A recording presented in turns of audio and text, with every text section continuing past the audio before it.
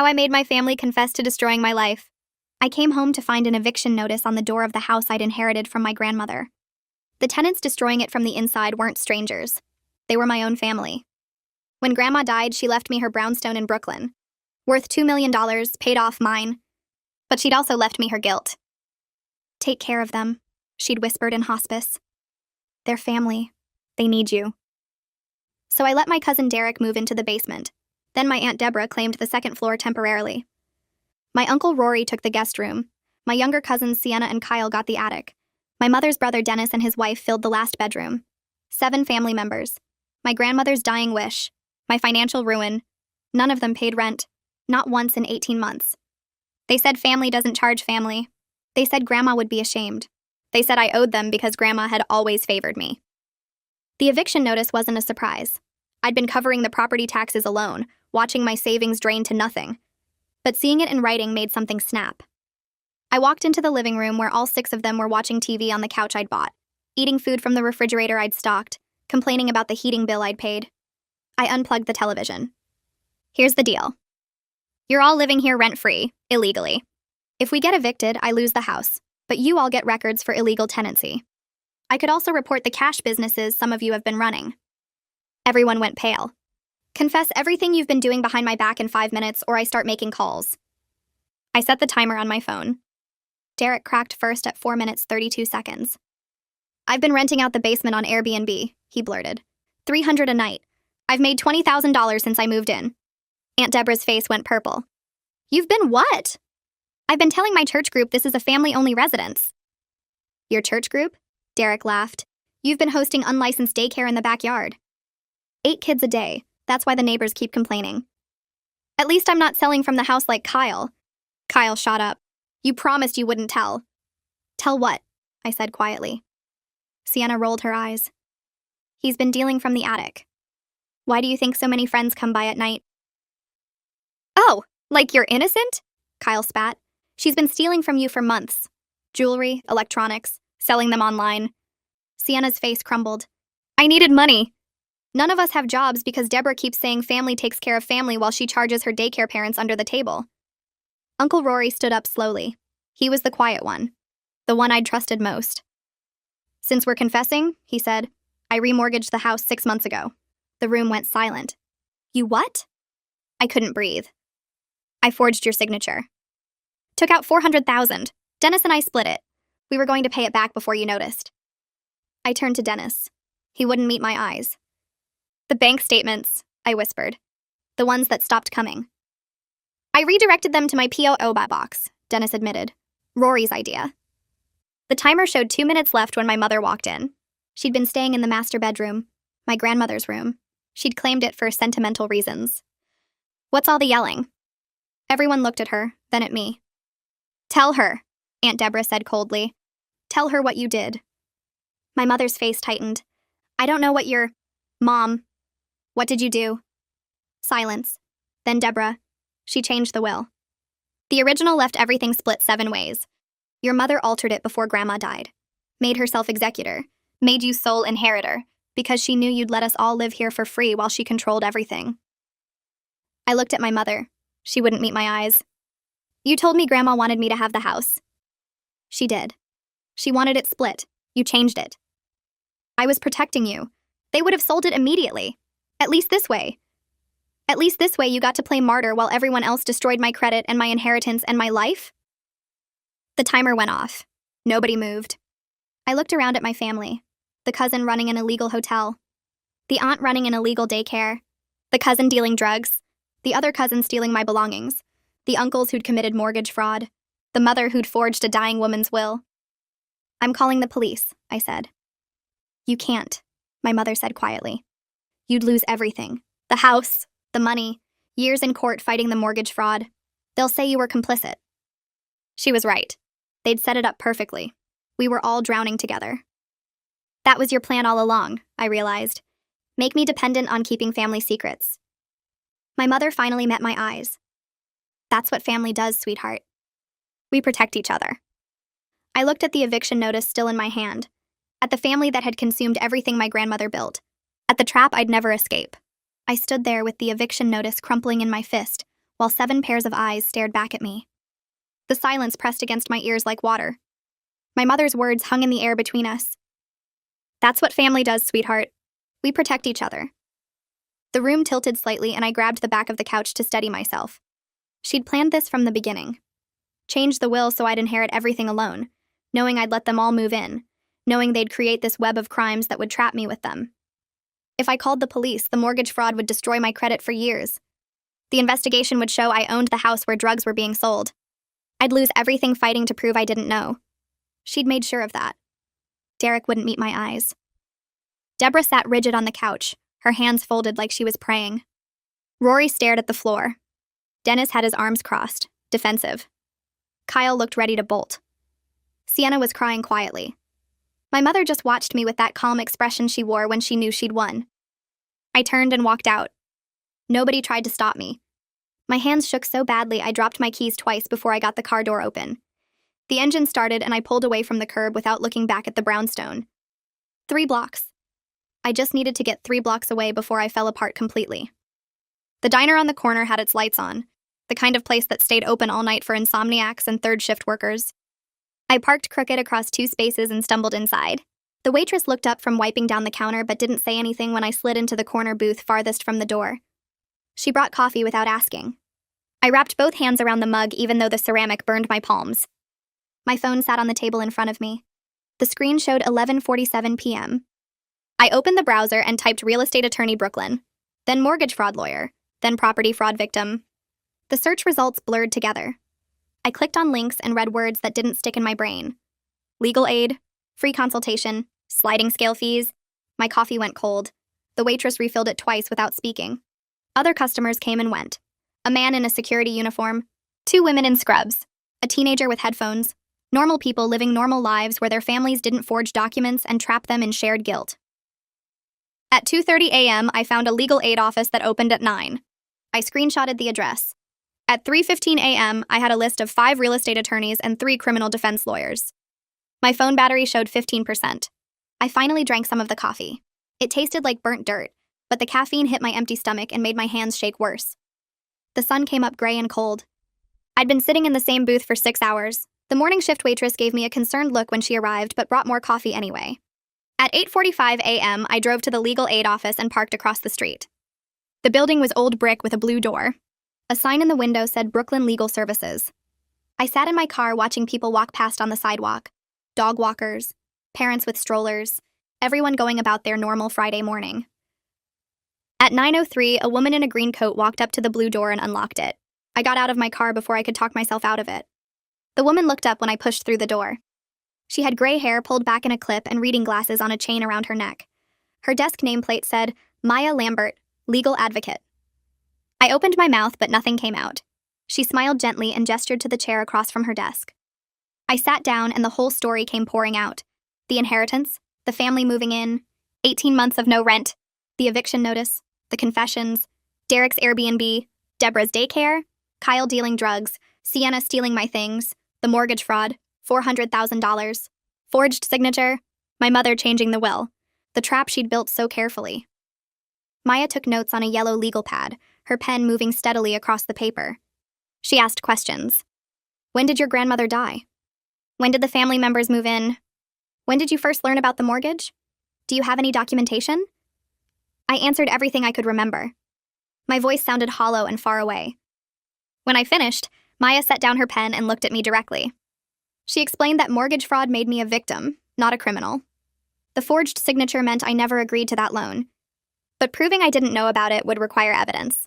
Bank statements showing the money never went into my accounts. Proof I was somewhere else when the documents were supposedly signed. Witnesses who could verify I had no knowledge of the fraud. The process would take months.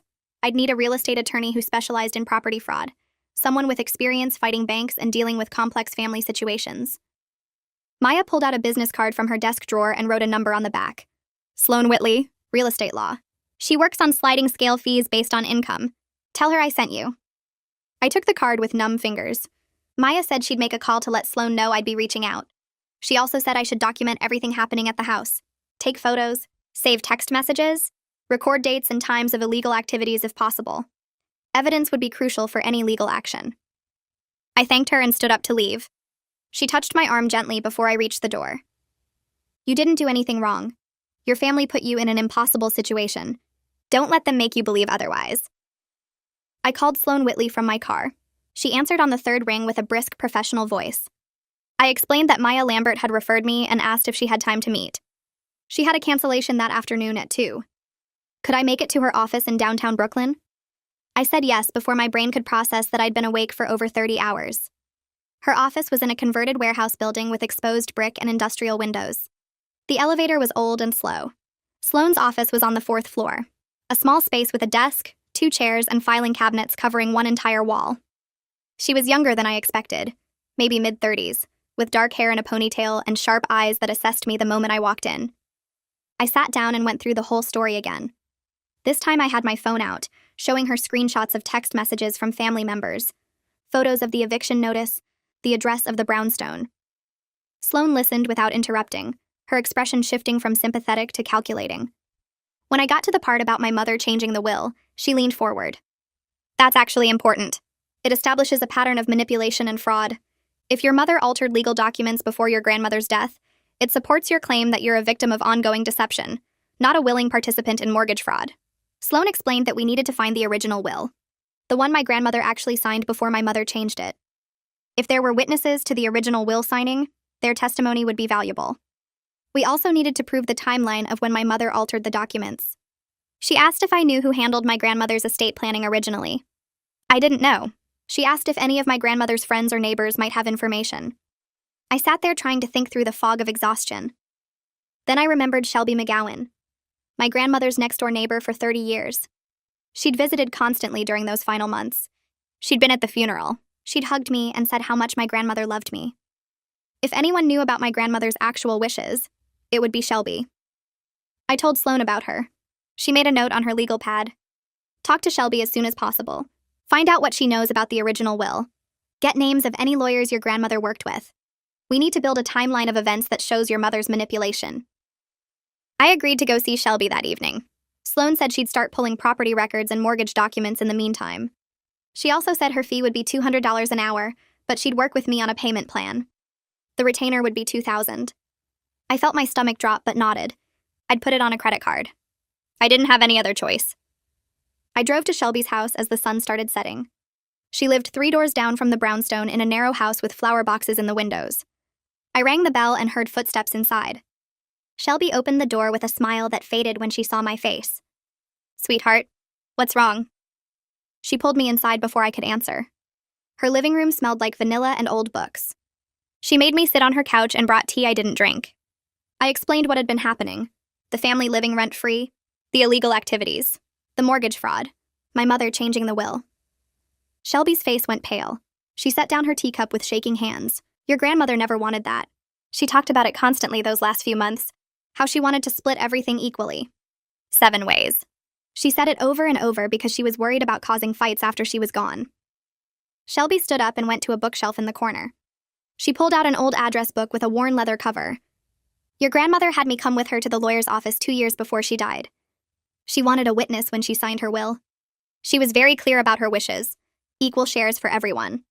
The lawyer's name was William Park. I still have his card. Shelby flipped through the address book until she found a business card tucked between the pages. Chen and Associates, Estate Planning. The card had a phone number and an address in the Park Slope.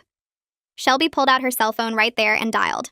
She left a message explaining that she'd been a witness to Eleanor's will signing 2 years ago and needed to speak with him urgently about a legal matter involving the estate.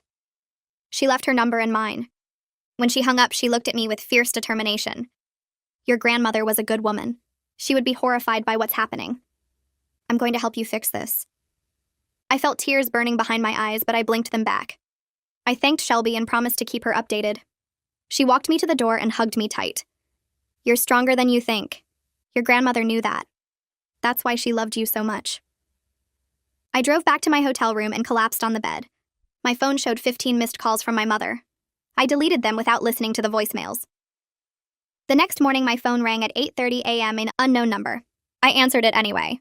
A man's voice asked for me by name and then introduced himself as William Park, estate planning attorney. Shelby McGowan had left him a message about Eleanor's will. He sounded concerned. I explained the situation as clearly as I could. He went quiet for a long moment. Then he said he'd drafted a will for Eleanor 2 years before her death that split all assets equally among 7 family members. He'd filed it with the probate court. He was shocked to learn a different version had been submitted after her death. He asked if I had legal representation. I gave him Sloane Whitley's contact information. He said he'd reach out to her directly and provide copies of all the original documents. He'd also be willing to testify about Eleanor's clearly stated intentions. This was serious. Will forgery was a crime. I thanked him and hung up. Then I called Sloane and told her. She sounded energized. This is exactly what we need. With the original attorney's testimony and documents, we can prove your mother committed fraud. This establishes the pattern of manipulation. I felt something loosen in my chest. Maybe I wasn't trapped after all. Maybe there was a way out of this that didn't destroy me along with them. I needed clothes and my laptop. I drove back to the brownstone in the middle of the afternoon when most of the family would be out. Derek worked construction jobs sometimes. Deborah would be at the grocery store. Kyle never got up before 3. I used my key and pushed open the front door quietly. The house smelled stale. Dishes piled in the sink. Mail scattered across the hall table. I headed upstairs to my old bedroom. The door was closed. I opened it and froze. My mother sat on my bed waiting for me. She'd known I'd come back. Of course she had. She always knew. She looked tired, older than I'd ever seen her. She patted the space next to her on the bed. We need to talk about this rationally. I stayed in the doorway with my hand on the knob. She started explaining in that reasonable voice she used when she wanted to sound like the adult in the room. She'd changed the will to protect me. The rest of the family would have sold the brownstone immediately and split the money. It would have been gone in months. At least this way I had a valuable asset. She'd made me the sole inheritor so I'd have security. She'd let everyone move in because she knew I'd feel obligated to help family. It was her way of keeping everyone together, making sure no one was homeless or struggling. She'd been trying to take care of everyone. Yes, things had gotten messy. Yes, Rory and Dennis had made a terrible mistake with the mortgage. But that wasn't her fault. She couldn't have predicted that. We were still family. We could work this out together if I'd just stopped being so dramatic. I told her protection doesn't involve forgery. It doesn't involve fraud. It doesn't involve trapping someone in shared criminal responsibility so they can't escape. Her wounded expression shifted. The warmth drained out of her eyes and left something cold behind. She stood up and walked toward me. I stepped back into the hallway. She said I was being dramatic and ungrateful. She'd raised me. She'd sacrificed everything for me. And this was how I repaid her? By threatening to destroy the family? By working with lawyers to tear everyone apart? Family protects family even when it's messy. Even when it's hard. Even when it requires difficult choices. I needed to remember who had been there for me my entire life before I made my next decision. Because if I went through with this legal action, if I testified against my own family, there would be no coming back from that. I'd be alone. No mother, no cousins, no aunts or uncles. Just me and my self-righteousness and my precious property. Was that really what I wanted? I looked at my mother standing in the hallway of the house her mother had built. The house she'd manipulated and schemed to control. The house she'd used to trap me in her web of lies. I told her I'd rather be alone than be her accomplice. Then I walked past her into my room, grabbed my laptop and a bag of clothes, and left while she stood there watching me go. I stayed at the hotel that night and barely slept. My phone kept buzzing with texts from different family members, but I didn't read any of them. Around 11 p.m., Derek's name showed up on my screen and I almost ignored it, but something made me answer. He asked if we could meet alone somewhere away from the house. His voice sounded different from usual. Tired, maybe. Or scared. I told him there was a coffee shop near Prospect Park that stayed open late, and he said he'd be there in 20 minutes. I got dressed and drove over, parking under a streetlight because I wasn't taking chances with any of them anymore.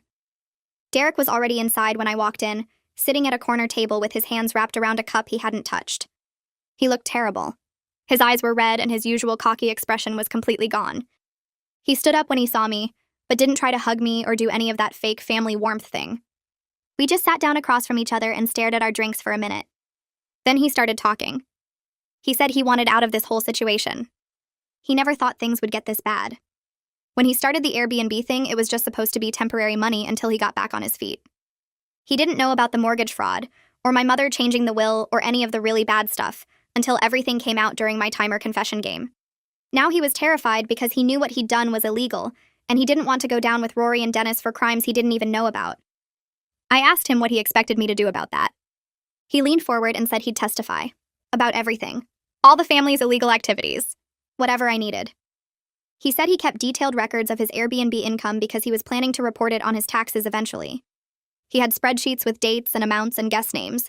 He didn't realize it at the time, but those records accidentally documented the whole timeline of who was in the house when and what was happening. He pulled out his phone and showed me. Months of data. Proof of everything. His hands shook while he scrolled through the files. He said he was terrified of criminal charges, and he wanted to cooperate before everyone turned on each other even worse than they already had. He knew how these things worked. Someone was going to flip eventually, and he wanted it to be him. He wanted immunity or reduced charges or whatever deal he could get. I sat there looking at this cousin who'd stolen from me for 18 months and now wanted me to save him. Part of me wanted to tell him to go to hell. But another part knew he was offering me exactly what I needed. Proof. Documentation. A witness who could testify about the family dynamics and illegal operations. I told him I'd talk to my lawyer. The next morning I called Sloan and explained about Derek. She said to bring him to her office that afternoon. Derek showed up early looking even more nervous than he had at the coffee shop. He brought a laptop and a folder full of printed documents. Sloan spent an hour going through everything with him, while I sat there watching my cousin potentially save himself by destroying the rest of the family. When she finished reviewing his records, she made a phone call to someone at the district attorney's office. She explained she had a potential cooperating witness in a mortgage fraud case. The person on the other end must have been interested because Sloan's expression shifted from cautious to satisfied. She covered the phone and asked Derek if he was willing to provide sworn testimony. He nodded so fast I thought his head might fall off. Sloan went back to the call and arranged a meeting for later that week. The ADA wanted to see Derek's documentation first and interview him to determine if his cooperation was worth an immunity deal. After Sloan hung up, she looked at Derek and told him this was his one chance. If he lied or held anything back, the deal was off and he'd face charges like everyone else. Derek swore he'd tell them everything. He just wanted this nightmare to end. Sloan said she'd need to refer him to his own attorney because she represented me, and there was a conflict of interest in representing both of us. She gave him 3 names of criminal defense lawyers who worked well with prosecutors on cooperation agreements. Derek left looking slightly less terrified than when he arrived. 2 days later, Sloan called and said she had someone she wanted me to meet. Cade Vaughn, a forensic accountant she worked with regularly on fraud cases. He could analyze the mortgage documents and financial records to find proof of forgery. I met Cade at Sloan's office the next morning. He was younger than I expected, maybe early 30s, with glasses and the kind of calm confidence that made you think he knew exactly what he was doing. I gave him everything I'd managed to collect. Copies of the mortgage documents, bank statements I'd found before Dennis redirected them, property tax records, my own financial records showing my income and signature patterns. Cade spread it all out on Sloan's conference table and started taking notes. He said signature forgery cases usually came down to forensic analysis of the actual signatures, plus circumstantial evidence like opportunity and motive. He'd start with the signatures and work backward from there. It would take him about a week to do a thorough analysis. I left him there with my entire financial life spread across the table and tried not to think about how much I was trusting strangers to fix what my family had destroyed. Cade called me 6 days later and asked me to come back to Sloan's office. When I got there, he had a whole presentation set up on a laptop. He walked me through it step by step. The signature on the mortgage documents didn't match my actual signature in 12 different measurable ways. The pressure patterns were wrong. The letter formations were inconsistent with my usual handwriting. The speed of the signing was different from my normal pace. He'd compared it to signatures on my tax returns and bank documents and employment contracts, and the differences were obvious once you knew what to look for. He said any handwriting expert would testify this was a forgery. Then he showed me where the money went. $400,000 split between accounts controlled by Rory and Dennis. Rory got $250,000. Dennis got $150,000. They'd tried to hide it by moving the money through several accounts, but Cade traced every transfer. He had documentation showing the exact path of every dollar. Sloan looked at me and said this was enough. Enough to prove fraud. Enough to potentially void the mortgage. Enough to build a criminal case. I sat there staring at the evidence that my uncles had forged my signature and stolen hundreds of thousands of dollars, and I felt nothing. Just empty and tired and done with all of it. The next day, a woman named Sapphira Kumar called my cell phone. She introduced herself as a fraud investigator with the bank that issued the mortgage.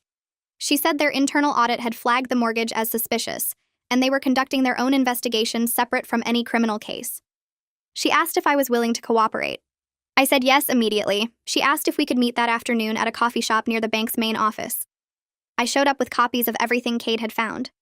Sapphira was in her 40s with short dark hair and an expression that said she'd seen every kind of fraud there was. She looked through my documents carefully and asked detailed questions about the timeline. When did I first learn about the mortgage? When was I supposedly at the signing? Did I have any proof of where I actually was that day? I pulled out my phone and showed her my calendar from 6 months ago. The day listed on the mortgage documents, I was in Chicago at a work conference.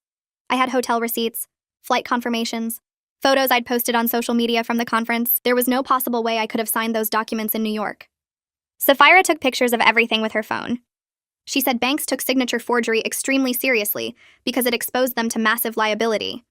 She explained that her investigation ran parallel to any criminal case but had different goals. The bank wanted to prove fraud so they could void the mortgage and pursue Rory and Dennis for the money. That actually helped me because it meant the debt would disappear. She said the evidence I'd provided plus Cade's forensic analysis should be sufficient to prove fraud. She'd file her report within 2 weeks. I was back at my hotel room that evening when someone knocked on the door. I looked through the peephole and saw Deborah standing in the hallway. My mother must have told her where I was staying. I thought about not opening it, but I knew she'd just keep coming back. I opened the door but didn't invite her in. She pushed past me anyway and stood in the middle of my room looking around like she was inspecting it. She started talking before I could tell her to leave. She said I was tearing the family apart over money and property. That grandmother would be ashamed of me for abandoning family in their time of need. That I was being selfish and cruel and throwing away decades of family bonds over temporary problems that could be worked out if I'd just stopped being so stubborn. She said family forgives family. Family helps family. Family doesn't call lawyers and investigators and destroy each other's lives over mistakes. Her voice got louder as she went on, and I realized she actually believed what she was saying. She'd convinced herself that running an illegal daycare and enabling fraud and living rent-free for 18 months while I went broke was somehow justified by the word family. I waited until she finished, and then I told her grandmother would be ashamed of family members running illegal businesses from her house and forging documents in my name. That family doesn't mean letting people destroy your life while hiding behind guilt and obligation. That I didn't tear this family apart. They did. By lying and stealing and manipulating and expecting me to protect them from the consequences. Deborah's righteous expression cracked just slightly. Her mouth tightened and her eyes went cold. She said I'd always thought I was better than everyone else. That grandmother had spoiled me and made me think I was special. That I'd regret this when I was alone with nobody left who cared about me. Then she walked out and slammed the door hard enough that the pictures on the wall rattled. I sat down on the bed and realized I didn't feel guilty anymore. Just tired. The next morning, Sloan filed a motion to halt the eviction proceedings. She attached all of Cade's forensic evidence and Sapphira's preliminary report and my own documentation proving I was out of state when the mortgage was supposedly signed. The motion argued that I was a victim of identity theft and forgery and shouldn't lose my property because of crimes committed against me. She requested a temporary stay while the fraud investigation proceeded. The judge reviewed everything and granted the stay within 48 hours. Sloan called me with the news and I could hear the satisfaction in her voice. She said this gave us breathing room to build the rest of the case without the immediate threat of losing the house. I thanked her and hung up and sat there feeling like I could breathe properly for the first time in weeks. That night I got a call from a number I didn't recognize. I almost didn't answer, but something made me pick up. Kyle's voice came through sounding paranoid and angry. He demanded to know if I was really going to send family members to jail over minor stuff. I asked him since when was $400,000 in mortgage fraud minor. He said I knew what he meant. The other stuff. The small things people did to get by. I told him dealing drugs from my property wasn't small. It put me at legal risk I never agreed to. It could have gotten the house seized by police. His activities endangered everything grandmother left me. Kyle said I was being dramatic and everyone sold a little weed sometimes. I said that wasn't the point. The point was, he did it in my house without my knowledge or permission, and expected me to protect him when it all came out. He got quiet for a minute and then said I'd regret this. That family didn't forget. I told him I'd already lost my family the day they decided stealing from me was acceptable, and hung up before he could respond. I blocked Kyle's number after that call and spent the next morning researching private investigators in Brooklyn. Sloan had mentioned that documenting the ongoing illegal activities would help our case, and I wanted everything on record before anyone had time to cover their tracks. I found Houston Vaughn through Sloan's recommendation. He was Cade's brother and specialized in surveillance work for legal cases. His office was in a converted warehouse near the waterfront, and when I walked in, he was reviewing footage on 3 different computer screens. He looked up and gestured to a chair across from his desk. I explained the situation while he took notes on a yellow legal pad, his expression getting more focused as I listed each illegal activity happening at the brownstone. When I finished, he leaned back in his chair and said, this was exactly the kind of case where professional documentation made the difference between speculation and proof. He could conduct surveillance over several days and create a detailed report with timestamps and photographs that would be admissible in court. The cost would be $1,500, which made my stomach drop. But he said Sloan had already worked out a payment plan where I could pay half now and half after the case resolved. I agreed and signed his contract, feeling like I was finally taking real action instead of just reacting to everyone else's moves. Houston started surveillance 2 days later. He parked in different spots around the block and used cameras with zoom lenses to document everything happening at the brownstone. On the first day, he captured Derek greeting an Airbnb guest at the basement entrance and exchanging keys for cash. The timestamp showed 2:47 p.m. on a Tuesday afternoon. On the second day, he photographed Deborah's daycare operation in the backyard, counting 8 children between ages 2 and 5 playing on equipment that looked rusty and dangerous. He got shots of parents dropping off kids and handing Deborah envelopes, all transactions happening outside where neighbors could see, but apparently nobody had reported yet.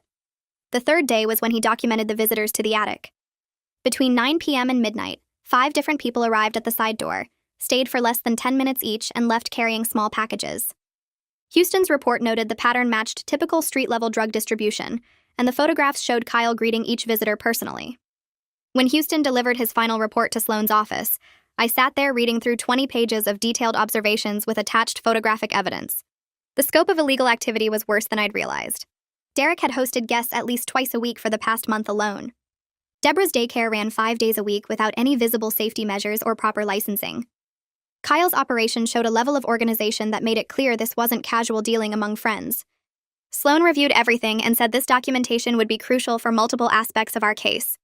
It proved the family members were generating income from my property, without my knowledge or consent. It demonstrated ongoing criminal activity that put the property at legal risk. It showed a pattern of exploitation that supported my claim of being victimized rather than complicit. She made copies for the police, for the bank fraud investigator, and for our own files. The police detective called me 3 days after Houston submitted his report to the precinct. His name was Detective Brooks, and his voice sounded tired when he asked if I could come in for a formal interview about the mortgage fraud case. I arrived at the precinct at 10 a.m. on a Thursday and spent the next 4 hours in a small interview room going through everything. Brooks recorded the whole conversation and took detailed notes while I explained the timeline of discovering the fraud, finding out about the forged signature, learning about the redirected bank statements. He asked specific questions about my relationship with Rory and Dennis, whether I'd ever given them permission to access my financial information, whether I'd signed any documents I didn't fully read. I answered everything honestly, and provided copies of my work travel records, proving I was in Chicago for a conference on the date the mortgage documents were supposedly signed in Brooklyn. Brooks reviewed the forensic analysis from Cade, showing the signature irregularities and the timeline of money transfers to accounts controlled by Rory and Dennis. When we finished, he leaned back in his chair and said Rory and Dennis would likely face felony charges for forgery, fraud, and identity theft. The evidence was strong enough that the district attorney would probably pursue prosecution even if it went to trial. He said I should prepare for this to take months, possibly over a year, to fully resolve through the criminal justice system. I thanked him and left feeling both relieved that the investigation was moving forward and exhausted by how long this process would take. My phone buzzed with an Instagram message that evening while I was eating takeout in my hotel room. The message was from Sienna asking if we could meet up because she had something important to tell me. I stared at the message for several minutes, suspicious of what she might want. She'd been part of the group that destroyed my belongings and sold them online. She'd sat there during the confrontation and admitted to stealing from me without showing much remorse. But something about the message felt different, more vulnerable than defensive. I replied asking what this was about, and she said she couldn't explain over text but needed to talk to me alone. I agreed to meet at a coffee shop in the Park Slope the next afternoon, choosing a public place where I'd feel safe. When I arrived, Sienna was already sitting at a corner table looking smaller and younger than I remembered. She was 17 but seemed like a scared kid rather than the defiant teenager from that night in the living room. Her eyes were red like she'd been crying, and she twisted a napkin between her hands while I sat down across from her. She started talking before I could say anything, the words rushing out like she'd been holding them in too long. She said she needed to tell me the truth about why she stole my things and sold them online. Sienna explained that Kyle had pressured her into helping him for months. He'd discovered she had a girlfriend and threatened to tell the whole family if she didn't cooperate with his plans to make money. She was terrified of being outed to Deborah and the others who she knew would react badly. Kyle told her it was just borrowing things temporarily, that he'd pay me back eventually, that family helped family. But then he kept demanding more, taking bigger risks, and she couldn't figure out how to stop without exposing herself. She'd made about $3,000 total from selling my belongings online, and she still had most of it because she was too scared to spend it. She wanted to return what money she had left and testify about Kyle's manipulation and drug dealing. She said she was done protecting him and done being scared of what the family would think. Her voice shook when she said she knew I probably hated her and had every right to, but she needed me to know she wasn't a bad person, even though she'd done bad things. I sat there watching her cry into her shredded napkin and realized she was another victim of the family's twisted dynamics, just younger and more trapped than I'd been.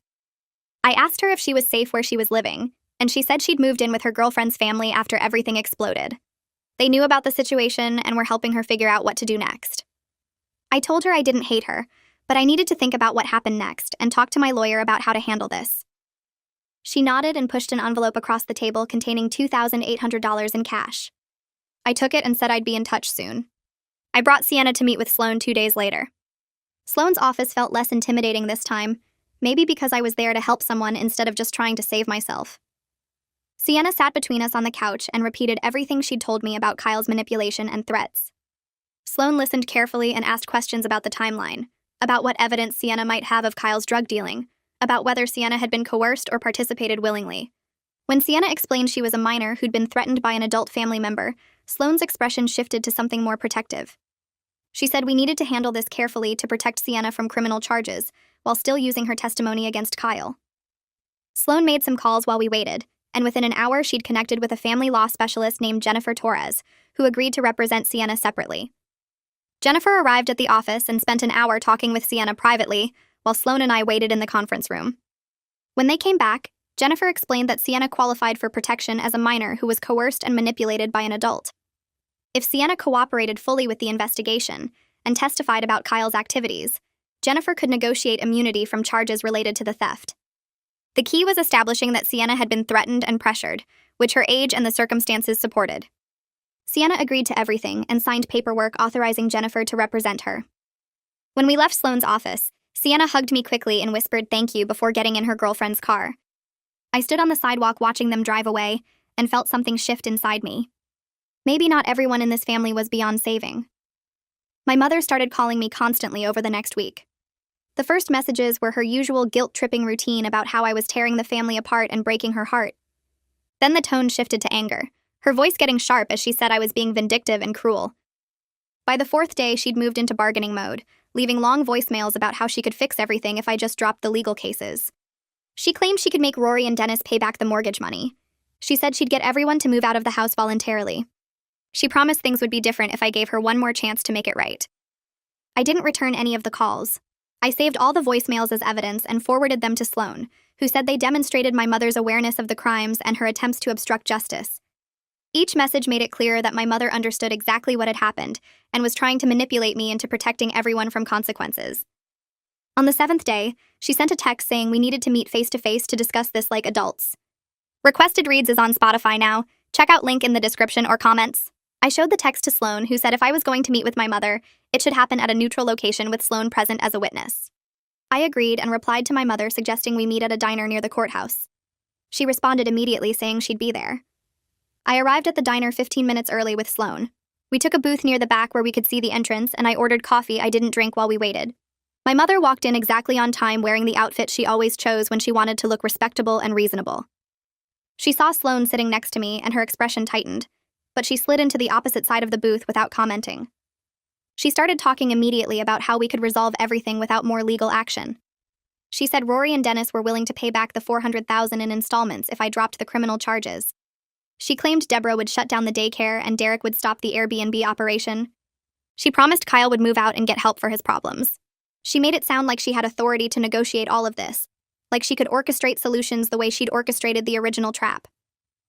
Sloan let her talk for about 5 minutes before interrupting.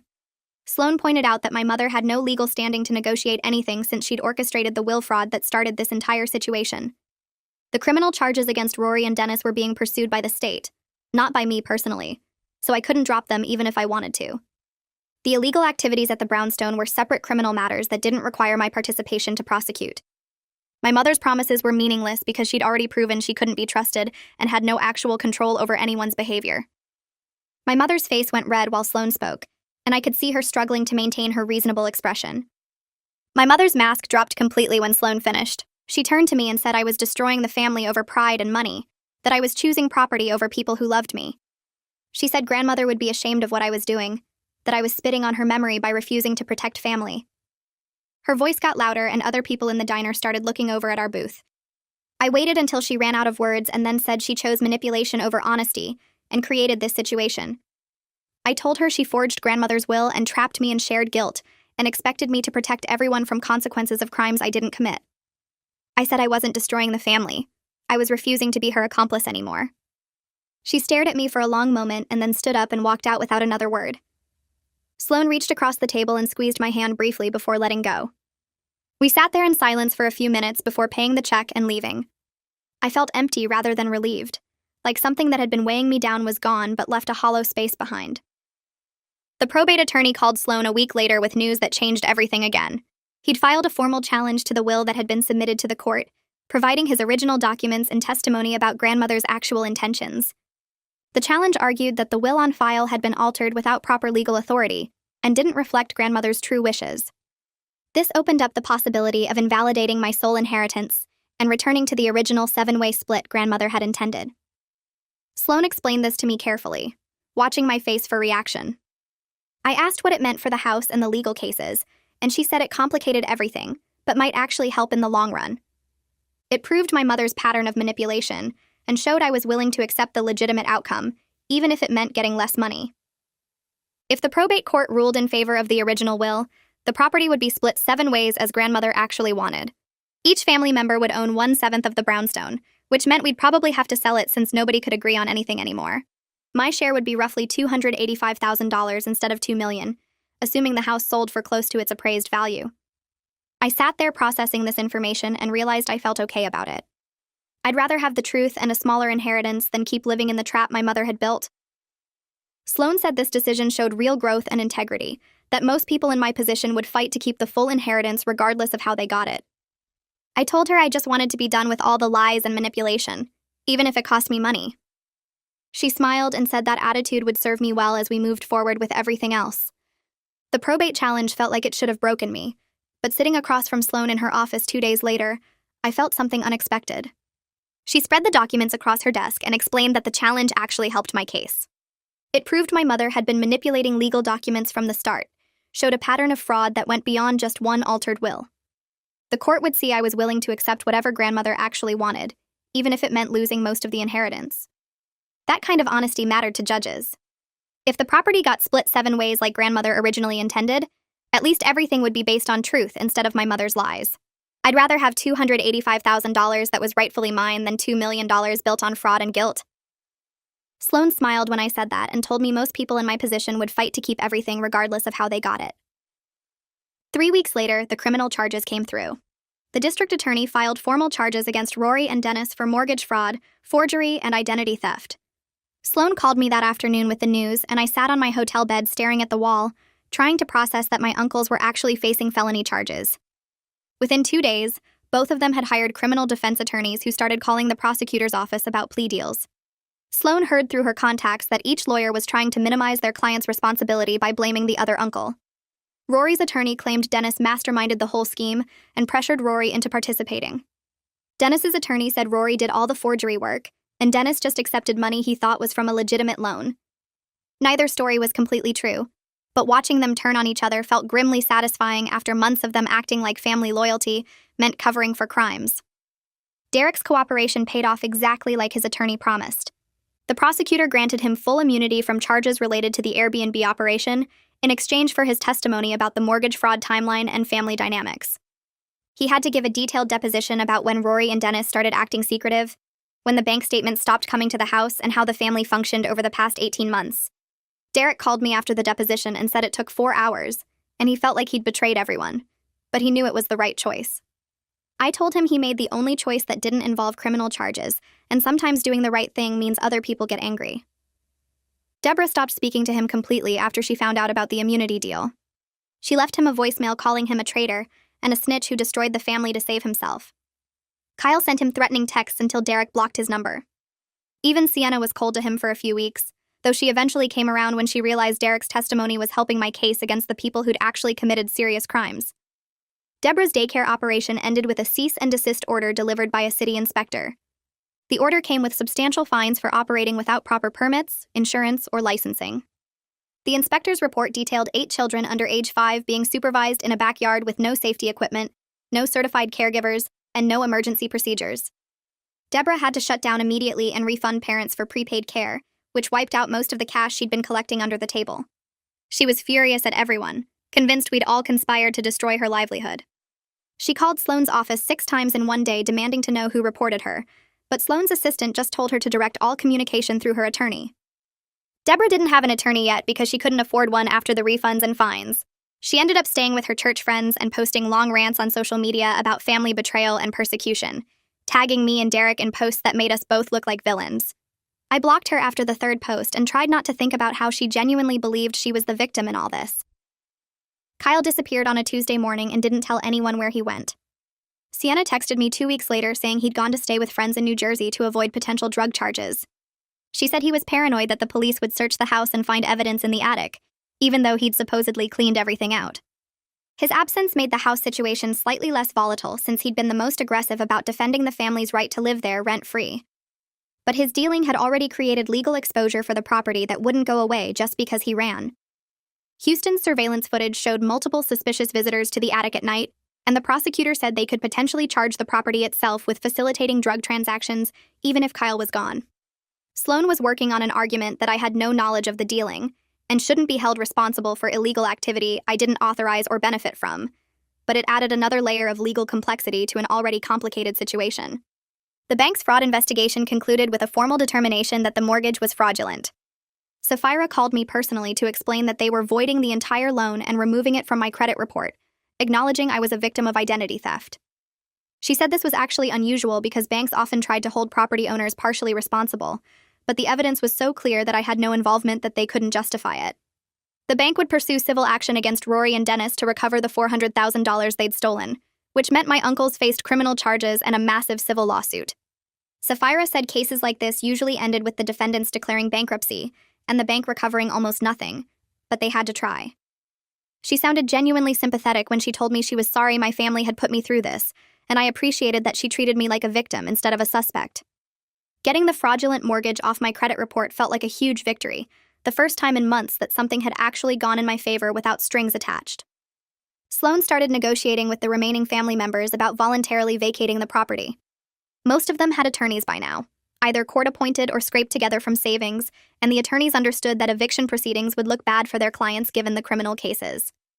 Dennis's wife moved out first, taking their belongings and leaving without saying goodbye to anyone. Deborah moved to her church friend's house permanently after the daycare shut down. Derek had already found an apartment in Queens and was packing his basement space.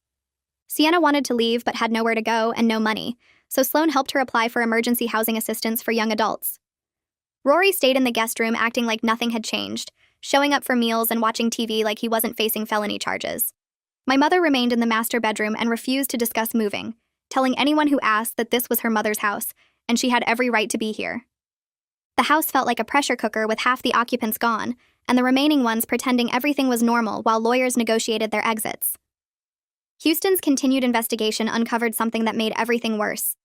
He found credit card statements in my name sent to a P.O. box I'd never opened, showing cards I'd never applied for with balances totaling $35,000.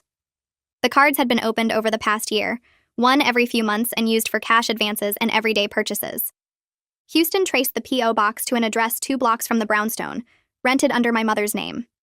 She'd been committing identity theft against me for a full year while living in my grandmother's bedroom and pretending to be the martyred daughter protecting family. The credit card fraud made it impossible to maintain any relationship with her going forward. I'd been trying to hold on to some hope that maybe we could eventually reconcile, that maybe her will alteration had been misguided protection rather than calculated manipulation. But stealing my identity to run up debt showed a level of deliberate harm I couldn't forgive or forget. I filed a police report the same day Houston showed me the evidence. The detective handling the mortgage case added the credit card fraud to his investigation, and my mother was brought in for questioning 3 days later. She showed up with an attorney who immediately started talking about plea deals and minimizing charges. The detective told me later that she'd admitted to opening the cards but claimed she intended to pay them back before I noticed, the same excuse Rory and Dennis had used about the mortgage. She was formally charged with identity theft and fraud, facing potential jail time on top of probation and restitution. Her attorney pushed hard for a plea deal that would keep her out of prison, arguing she had no criminal history and was a caretaker for elderly family before this. The prosecutor wasn't sympathetic given the pattern of fraud she'd established with the will alteration and ongoing identity theft. Watching my own mother get charged with crimes against me felt surreal, like I was watching it happen to someone else's family instead of mine. The emotional weight of everything hit me hard over the next several days. I barely left my hotel room, ordering food delivery and ignoring calls from everyone except Sloan. I couldn't stop thinking about how my mother had looked at me across that diner table and lied about protecting me while she was actively stealing my identity. How she'd altered grandmother's will and then acted wounded when I found out. How she'd built this entire trap to control me through shared guilt and family obligation. I felt like I'd lost my mother and my grandmother at the same time, mourning both the woman who died and the woman who'd betrayed me so thoroughly. Sloan called on the fourth day and said she was recommending a therapist who specialized in family trauma, someone who'd helped other clients navigate similar situations. I made an appointment for the following week and started going every Tuesday, talking through the betrayal and grief with someone who understood that family abuse was still abuse, even when it came from people who claimed to love you. The probate hearing took place 6 weeks after we filed the challenge. I sat in the courtroom with Sloan while the judge reviewed the evidence William Park provided about grandmother's original will. The judge examined the documents for what felt like hours, comparing the signatures, reading through grandmother's intentions as documented by her attorney. My mother sat on the opposite side of the room with her lawyer, refusing to look at me. Deborah was there too, arms crossed, glaring at everyone. The judge finally looked up and stated that the evidence clearly showed grandmother intended to split the property 7 ways among family members. The altered will my mother submitted was invalid. I would own 1/7 of the brownstone, not the entire property. My hands shook as I processed what this meant. I'd lost most of my inheritance, but at least the outcome was based on what grandmother actually wanted, not my mother's manipulation. Sloan leaned over and whispered that this was actually good for my case. We left the courthouse and drove back to her office where she explained the next steps. Since the property now had 7 co-owners who couldn't agree on anything and several faced criminal charges, we could force a sale through partition action. The proceeds would get split according to the valid will. After legal fees and costs of resolving the fraud cases, I'd receive approximately $285,000. It was far less than the $2 million inheritance I thought I had, but Sloan reminded me it was clean money based on legitimate legal processes, not fraud. 3 weeks later, Rory's attorney contacted the prosecutor about a plea deal. Rory agreed to plead guilty to reduced charges in exchange for probation, restitution, and community service. He'd avoid prison time if he paid back his portion of the mortgage fraud money and completed 200 hours of community service. Dennis refused to take a deal. His attorney convinced him he could win at trial by blaming everything on Rory, claiming he was manipulated into participating. I sat through 4 days of Dennis's trial, watching him try to present himself as a victim of Rory's schemes. The prosecutor showed the jury bank records proving Dennis actively participated in redirecting my mail and accessing the fraudulent mortgage money. The jury deliberated for 6 hours before finding him guilty on all counts. The judge sentenced Dennis to 18 months in federal prison, followed by 3 years of supervised release. During sentencing, the judge stated that Dennis's attempts to shift blame and complete lack of remorse warranted a harsher sentence than Rory's plea agreement. Dennis stared straight ahead as the bailiffs led him away, still refusing to accept responsibility for what he'd done. My mother's case moved faster because her attorney pushed hard for a plea deal. She agreed to plead guilty to identity theft charges in exchange for 5 years probation, full restitution of the $35,000 in credit card debt, and mandatory counseling sessions twice a month. The plea agreement included a no-contact order prohibiting her from contacting me for the entire duration of her probation. I watched her sign the paperwork in the prosecutor's office, her hand trembling slightly. She glanced at me once before leaving with her attorney, her face showing no emotion. That was the last time I saw her in person. Deborah moved out of the brownstone 2 days after the probate ruling. She went to stay with friends from her church, immediately telling them her version of events where I destroyed the family over money and greed. I heard through mutual connections that she was painting herself as the victim, conveniently leaving out her unlicensed daycare operation and her role in the family dysfunction. She called me once, screaming about how I'd ruined everything, before Sloan sent her attorney a cease and desist letter. After that, Deborah communicated only through her lawyer about the property sale. Derek surprised me by actually following through on his promises to change. He found a 1-bedroom apartment in Queens and got a legitimate job doing building maintenance for a property management company. He started texting me every few weeks with updates about his life and apologies for his actions. The messages were brief and respectful, never asking for anything or making excuses. I appreciated that he was taking real responsibility instead of trying to justify what he'd done. Our relationship stayed distant, but not completely broken. I could see him genuinely trying to be better, which was more than most of my family managed. Sienna's testimony about Kyle's manipulation became crucial when he finally returned from New Jersey after 2 months of hiding. The prosecutor charged him with drug distribution and using my property for illegal activities. Kyle's attorney negotiated a plea deal that sent him to drug court instead of prison. He'd have to complete an 18-month treatment program, maintain steady employment, and submit to random drug testing. If he violated any terms of his probation, he'd serve 3 years in prison. Kyle accepted the deal and enrolled in the program, though I had no contact with him throughout the process. Sienna told me he was doing okay, attending his sessions and working at a warehouse, but we both knew our relationship with Kyle was permanently damaged. The brownstone went on the market in early spring. The real estate agent warned us that the property's legal history and needed repairs would affect the sale price. She listed it for $2.1 million, hoping to get close to $2 million. Within 3 weeks, we had an offer for $1.95 million from a developer who planned to renovate and flip it. All 7 co-owners had to agree to accept the offer, which took another week of negotiations through various attorneys. Deborah tried to hold out for more money, but her lawyer convinced her this was the best offer we'd get. The closing process dragged on for 6 weeks while the title company worked through various liens and legal issues related to the fraud cases. Every few days brought a new complication that required additional paperwork or legal filings. I finally received the wire transfer for my portion of the sale proceeds on a Tuesday afternoon in June. After all legal fees, repairs, outstanding property taxes, and costs related to resolving the fraud cases, my share came to $278,000. I sat in my hotel room staring at my bank account balance, trying to process that this was all that remained of grandmother's $2 million inheritance. It was roughly 1/7 of the original value, minus the massive costs of legal battles and family destruction.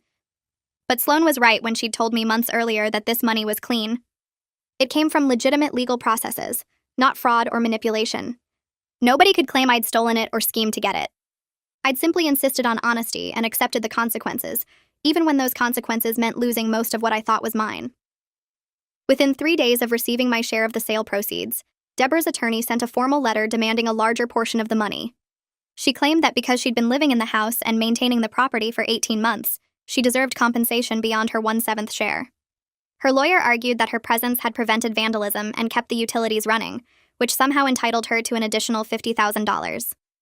Sloan forwarded me the letter with a single-line response asking if I wanted her to handle it. I told her to respond with whatever legal language meant absolutely not.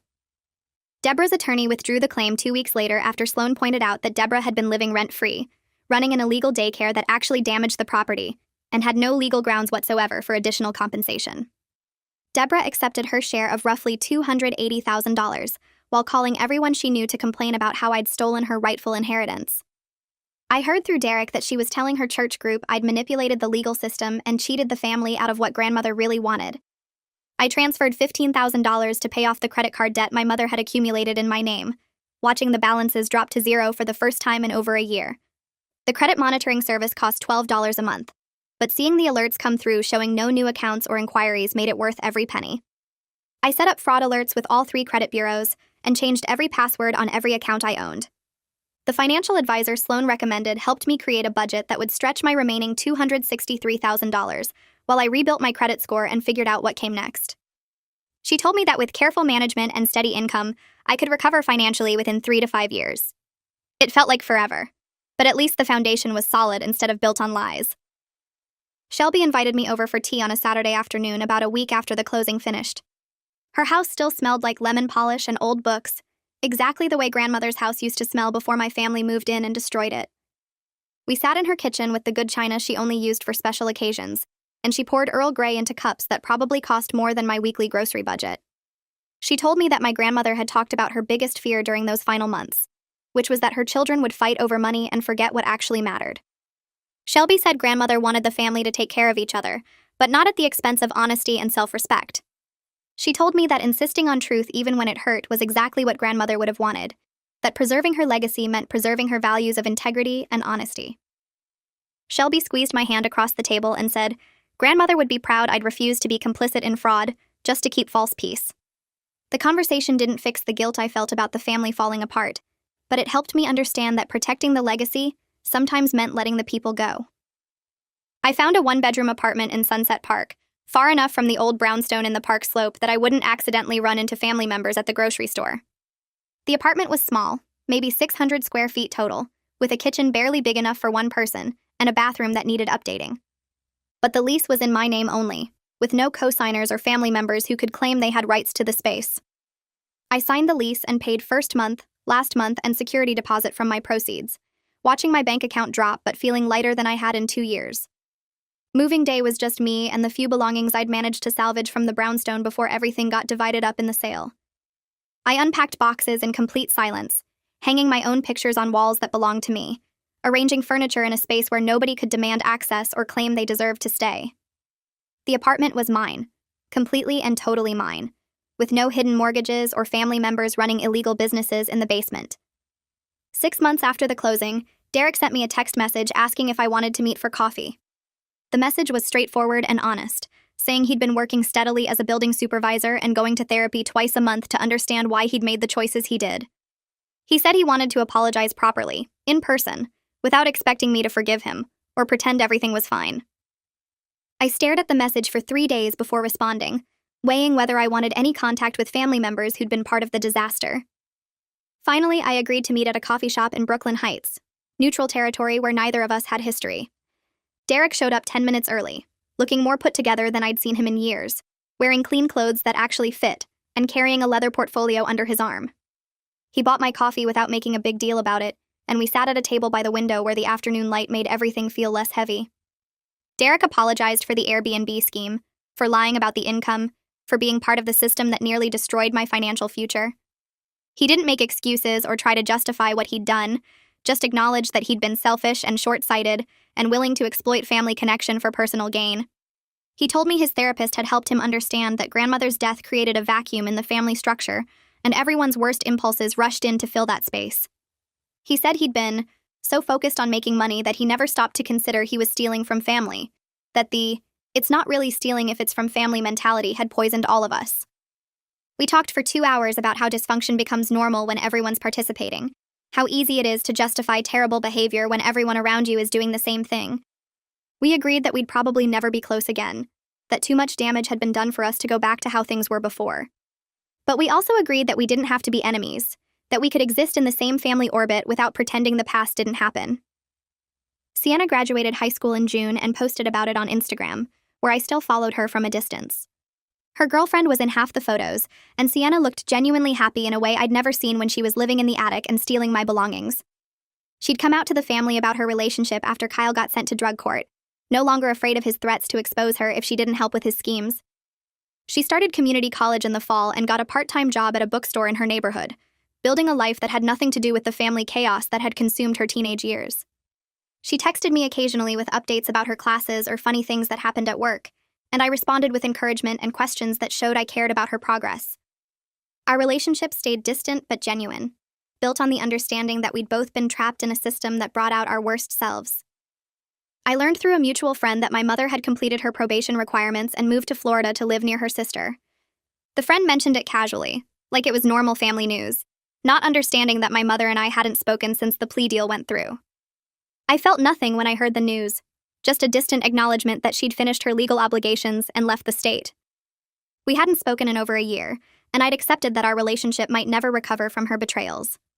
She'd forged a will, stolen my identity for credit cards, and orchestrated a trap that nearly destroyed my financial future. Some damage was too deep to repair, and some relationships were too poisoned to save. My therapist helped me work through the complicated grief of losing both my grandmother and the family I thought I had within the same 2-year period. We spent sessions talking about how I could love the people my family used to be while accepting that those people either never existed or had been consumed by their worst impulses. She taught me to separate the people from their actions, to understand that loving someone didn't mean tolerating their abuse or manipulation. The grief came in waves, hitting me at random moments when I'd remember grandmother's laugh or the way the family used to gather for holidays before everything fell apart.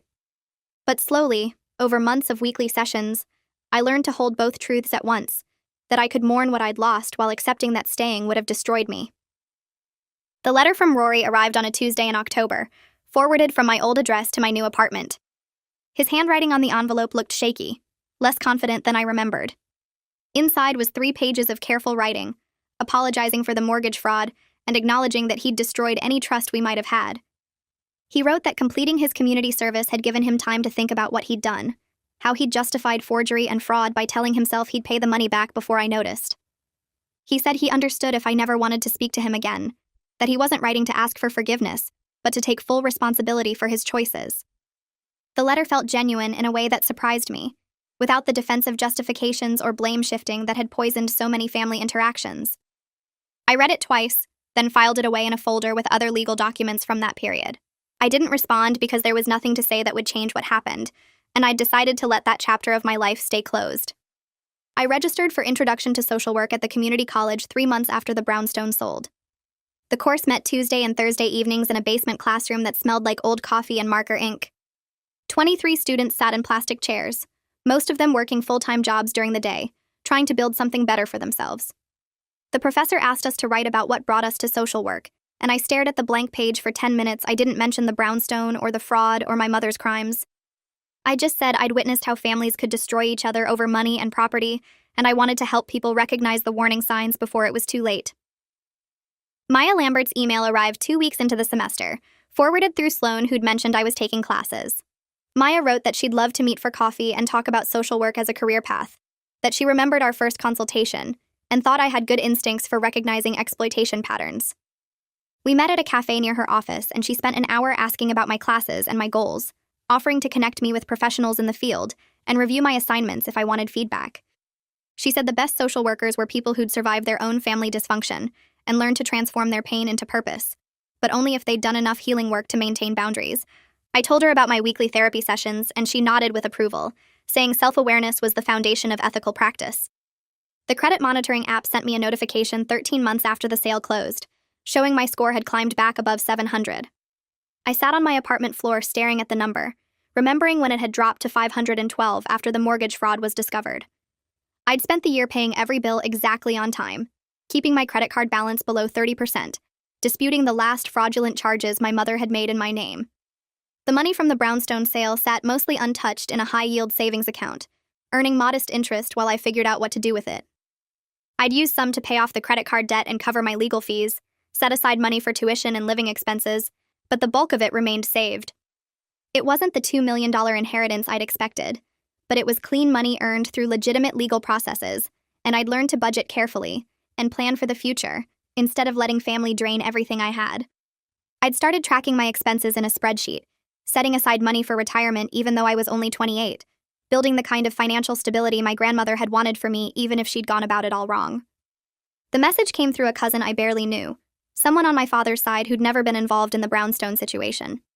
She said Deborah had asked her to reach out because Deborah wanted to reconcile and rebuild our relationship after everything that had happened.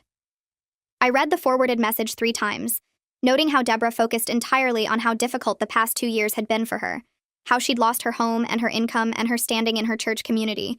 She wrote that families should forgive each other and move forward, that holding grudges only hurt everyone involved, that she hoped I could find it in my heart to let go of the past. There was no acknowledgement of the illegal daycare or the lies or the role she'd played in the family's destruction of my inheritance. No apology for telling me I was tearing the family apart when I'd simply refused to keep covering up everyone's crimes. I wrote back to my cousin thanking her for passing along the message, but explaining that I wasn't interested in reconciliation with Deborah at this time. I said reconciliation required both people to acknowledge what happened and take responsibility for their actions, and Deborah's message showed she wasn't ready to do that work. My cousin responded with understanding, saying she'd suspected Deborah wasn't being fully honest about the situation, but had agreed to pass along the message anyway. Sienna texted me 4 months later with an update about Kyle that I hadn't asked for but appreciated anyway. She said he'd completed drug court successfully and gotten his record sealed, that he'd moved to Philadelphia for a job at a warehouse and seemed to be staying clean based on their occasional phone calls. She wrote that they weren't close anymore, and probably never would be after everything he'd put her through, but she was glad he was making positive changes, even if it was too late to repair their relationship. I responded saying I was glad to hear he was doing better, and thanked her for letting me know. I meant it genuinely, even though I had no intention of reaching out to Kyle or reconnecting with him in any way. Some family relationships were too damaged to salvage, and that was okay, but I could still hope he built a decent life for himself somewhere far away from Brooklyn. Sienna and I had settled into an occasional texting relationship, where we updated each other on major life events, but didn't pretend we were close. She was doing well at community college and working part-time at a bookstore, living with her girlfriend in a small apartment in Queens. We'd probably never be family in any meaningful sense, but we weren't enemies either, which felt like the best possible outcome given everything that had happened. The volunteer coordinator at the food bank introduced us during my third shift sorting donations in the warehouse. He was new too, struggling to figure out the organization system for canned goods, and we ended up working the same station for 2 hours, making awkward small talk about nothing important. He asked if I wanted to grab coffee after the shift ended, and I almost said no, my default response to anyone showing romantic interest, but something made me agree. We sat at a diner booth, and I told him the basic outline of my family history within the first 30 minutes, explaining that I had complicated relationships with most of my relatives and wasn't in contact with several of them. He listened without judgment, and then shared that his parents had divorced messily when he was 12, and he hadn't spoken to his father in 8 years. That family dysfunction wasn't a deal-breaker for him. We started dating slowly after that, meeting for coffee between his shifts at the hospital where he worked as a nurse and my evening classes. He was patient when I needed space and respected my boundaries when I said I wasn't ready for certain things, never pushing or demanding more than I could give. 3 months in, I realized I was learning what healthy relationships looked like, how two people could care about each other without manipulation or guilt or keeping score. Derek's wedding invitation arrived in a cream envelope with elegant script, my name written carefully on the front.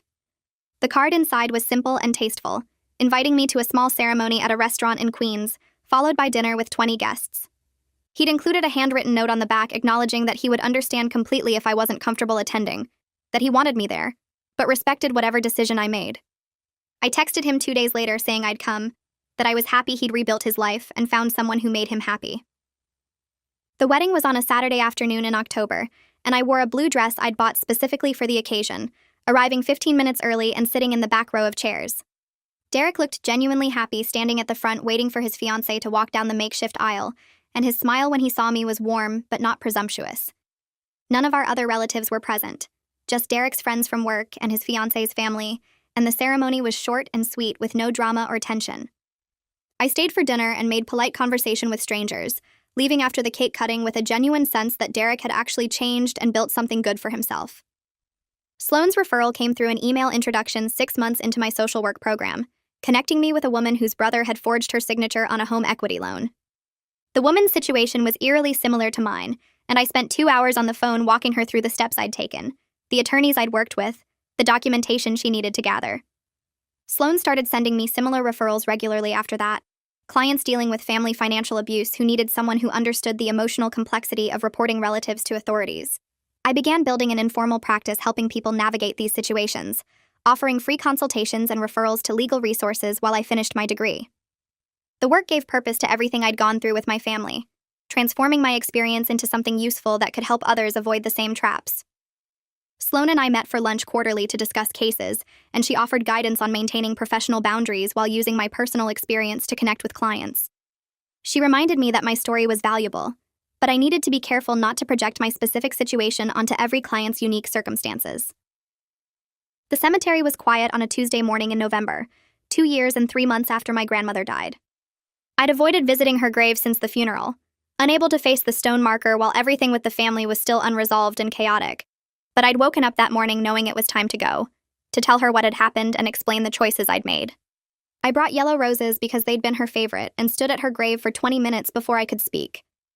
I told her about the will alteration and the mortgage fraud and all the illegal activities her children and grandchildren had conducted in her house. I explained that I'd tried to honor her memory by insisting on truth even when it meant the family fell apart, that I'd chosen honesty over keeping everyone comfortable in their dysfunction. I said I hoped she would understand why I'd called the police and pressed charges, why I'd let the house be sold instead of continuing to enable people who refused to take responsibility for their actions. I told her I missed her and wished she'd been clearer about her actual wishes instead of leaving me with vague instructions to take care of family, that her attempt to protect everyone had actually created the conditions for them to destroy each other. I stood there crying for a while after I finished talking, then placed the roses on her grave and walked back to my car feeling lighter than I had in months. Shelby invited me to her house for tea the following week, the first of what became regular visits every few weeks. She served Earl Grey in delicate china cups and told me stories about my grandmother's actual character and values, the things she believed in before family guilt and obligation complicated everything. Shelby said my grandmother had been fiercely independent and practical, someone who valued honesty and hard work above family loyalty for its own sake. She said my grandmother would have been proud that I stood up for myself and insisted on truth even when it cost me relationships, that protecting her legacy meant preserving her values of integrity, rather than enabling her children's worst impulses. We spent 2 hours talking about my grandmother's life before she got sick, the woman she'd been when she was healthy and strong and clear-minded. These visits helped me remember the good parts of my family history, without romanticizing the dysfunction or pretending things had been better than they were. Shelby became a surrogate grandmother figure, someone who shared my grandmother's generation and values without the complicated family baggage that had poisoned so many relationships. The acceptance letter from the graduate program arrived in March, offering me a spot in their clinical social work program with a focus on family systems and financial abuse. I'd applied 6 months earlier with an essay about my experience with family exploitation, explaining how surviving my own situation had given me insight and empathy for clients dealing with similar dynamics. The program director called me personally to discuss my application and emphasized the importance of maintaining boundaries and not projecting my story onto clients, making sure I understood the ethical considerations of using personal experience in professional practice. I assured her I'd been working with a therapist specifically on these issues and understood the difference between drawing on my experience for empathy and making assumptions about other people's situations. The program started in September, and I spent the summer preparing, reading textbooks, and taking extra volunteer shifts at the food bank to build my practical experience. I felt ready to turn everything I'd survived into something meaningful, to help other people recognize and escape the kind of family traps that had almost destroyed me. I started my second year of graduate school that September, taking advanced courses in family systems therapy and financial exploitation patterns. The coursework challenged me in ways I hadn't expected, forcing me to examine my own experiences through clinical frameworks while maintaining professional distance.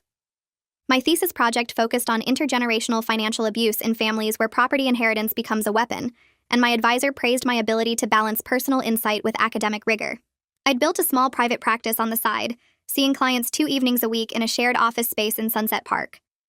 Most of my clients dealt with family boundary issues or financial manipulation, and I found deep satisfaction in helping them recognize patterns I'd lived through myself. The work felt meaningful in ways my previous corporate job never had, like I'd finally found a way to transform pain into purpose without letting it consume me. My relationship with the person I'd met through volunteering had grown into something stable and healthy, built on honesty about my complicated past and respect for the boundaries I needed to maintain. We moved in together that spring, splitting rent on a small apartment in Brooklyn Heights with big windows and no family history attached to the walls. For the first time in years, I came home to a space that felt genuinely mine, where nobody was hiding secrets or running schemes behind my back. My chosen family had expanded to include Maya, Sloan, a few close friends from graduate school, and Shelby, who still invited me for tea every few weeks. These relationships felt different from blood family, lighter somehow, built on mutual respect rather than obligation or guilt.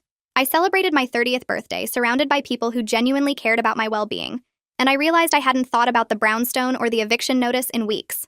The therapy sessions I'd started 3 years ago had taught me that losing most of my family wasn't a failure on my part, but a necessary boundary against people who refused to stop hurting me. I'd learned that protecting yourself isn't selfish, that sometimes love means letting go of relationships that poison everything they touch. My mother still lived in Florida, and we hadn't spoken since her probation ended. Deborah occasionally sent messages through distant cousins, always focused on her own hardships, rather than acknowledging the damage she'd caused. Derek and Sienna remained the only family members I stayed in contact with, both of them building better lives after facing real consequences for their actions. The permanent damage to most family relationships used to keep me awake at night, but now I understood that some fractures can't and shouldn't be repaired. I'd built something genuine from the ruins of my inheritance, a life based on honesty rather than manipulation, and I was genuinely happy with what I'd created. The brownstone was gone, most of my family was gone, but I'd gained something more valuable than property or blood ties. I'd gained myself back. So yeah, that's the whole thing. Nothing too deep, just another random story I somehow turned into a whole video. Thanks for hanging out, it's always chill talking here.